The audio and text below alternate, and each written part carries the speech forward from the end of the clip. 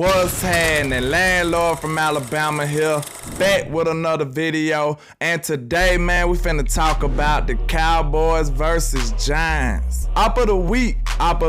Go suffer defeat. You know Trey is elite, and you know Micah Parsons a beast. Yeah, we go hard, man. Them other teams ain't making no noise. We the realest, blue and silver show, the lead that we them boys. Op of the week. Okay, I know everybody's still feeling good after beating the Bengals, as we should, but now it's time to move on to the little Giants, to the Giants, our division rivals, which is not much of a rival because they always lose. But now let's move on, turn the page to the next game. And they are coming into this game 2-0. We have to put a little small tad bit of respect on their name, even though Tennessee looked horrible and the Panthers looked horrible.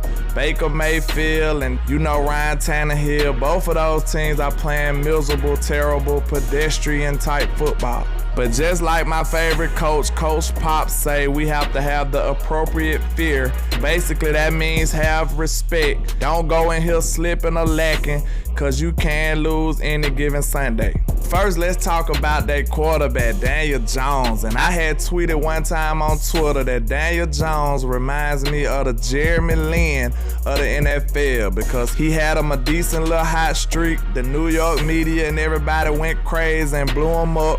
And then he got a nickname, Jeremy Lin, Linsanity, Daniel Jones, Danny Dimes, and then it flamed out real quick. They did nothing that demanded them a nickname, but they got one because New York is such a powerhouse in the media. But I think that's a pretty fair comparison. But we are familiar with Daniel Jones, man. He's looking very pedestrian in his passing game against the Titans and against the Panthers.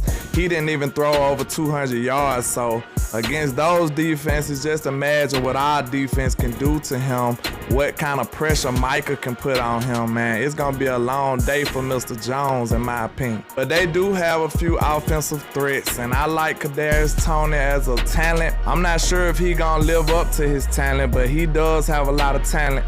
I believe he came out of Florida, but he's a super fast, super twitchy wide receiver, man. He really gave us some problems last year. I think he had like 189 yards, something crazy.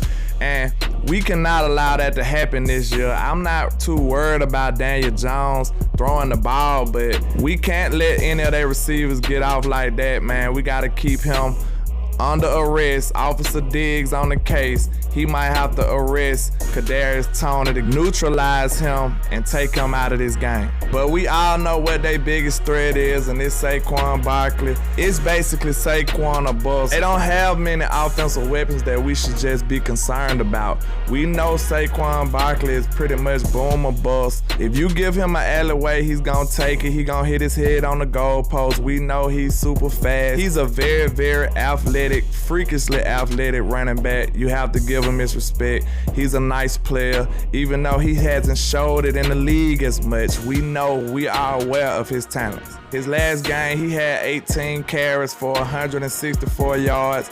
We already know he's boom or bust. He averaged 9 yards a carry. So we know he's not making 9 yards a carry more than likely. He did a big time run that boosted up his average. So we just got to try our best to contain him and don't allow the big time run, and I think we'll be okay against Mr. Saquon Barkley. But to me, man, to stop this offense, they pretty much don't have too many weapons, in my opinion. So if I was Dan Quinn, I would just put 8 in the box and take my chances with Daniel Jones. I'm not afraid of him or Kadarius Toney or Kenny Golladay, whatever his name is. I feel like my defense is capable to shut this team down. I'm not too worried about what they got to offer, but we cannot go in here and allow the run. If we can't stop the run, we ain't gonna be able to do too much of nothing.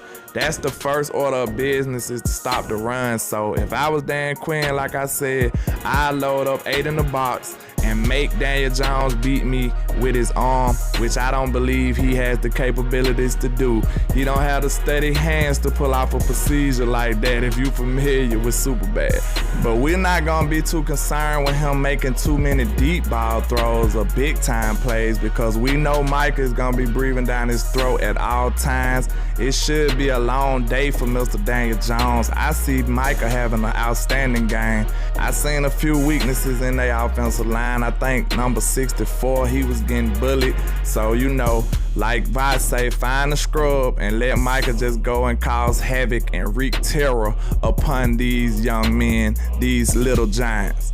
But that's all I got for you today, man. Just holla at your boy, Landlord from Alabama, with the same handle on all social media. And like I say, 1K, one love, Cowboys Nation. Let's go.